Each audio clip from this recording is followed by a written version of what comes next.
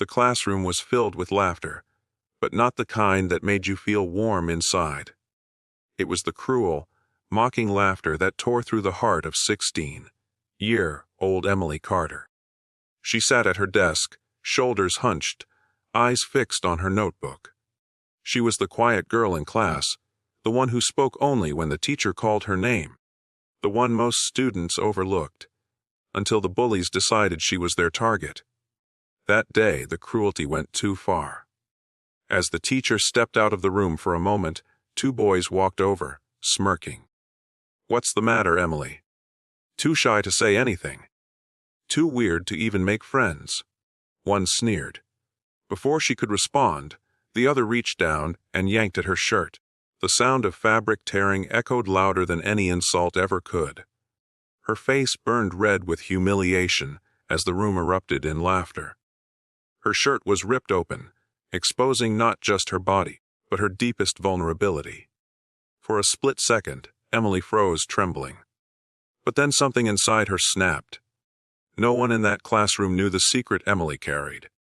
For the past 5 years, while everyone else spent afternoons hanging out or scrolling through their phones, Emily had been training in martial arts. Her father, a retired military officer, had enrolled her in self-defense after he saw how timid and withdrawn she had become. He always told her, "Strength isn't about hurting others, Emily. It's about standing up when no one else will." Emily stood up slowly, her eyes no longer filled with fear but with fire.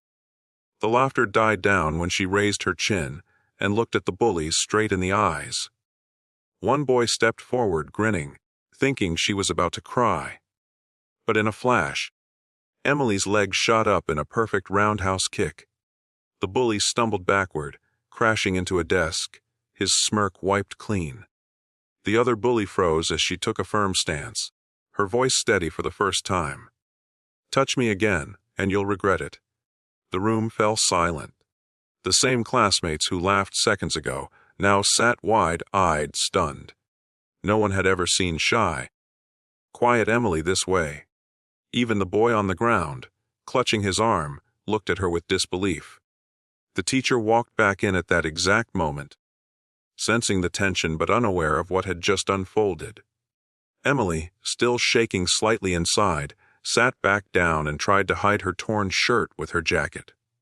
But the shift had already happened. That single moment had changed everything. Later that day, Emily sat alone under the oak tree by the schoolyard.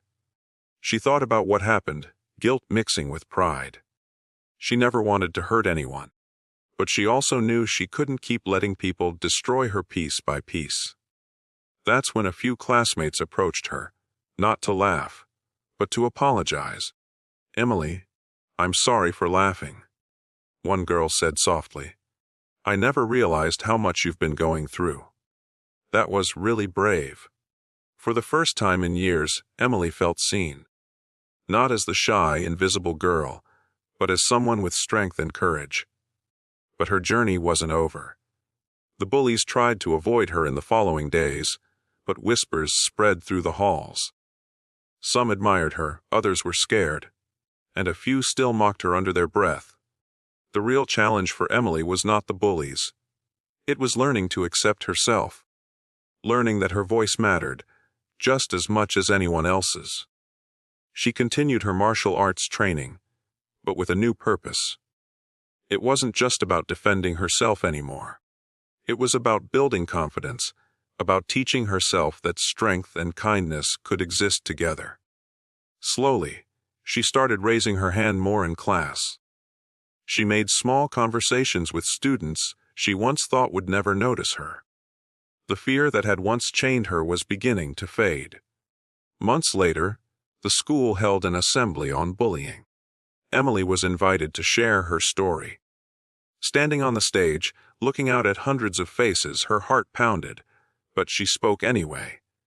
She told them how it felt to be laughed at, humiliated, and made invisible. She told them about the day she finally stood up, not because she wanted to fight, but because she wanted to be free. Her words moved the room.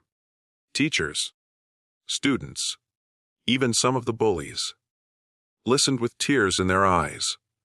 And when she stepped down, the applause that followed wasn't just for her courage in the classroom that day, but for her courage to keep going. Emily learned that sometimes the world will push you to your breaking point. But inside every quiet soul lies a storm waiting to be unleashed, not to destroy, but to remind everyone that strength comes in many forms.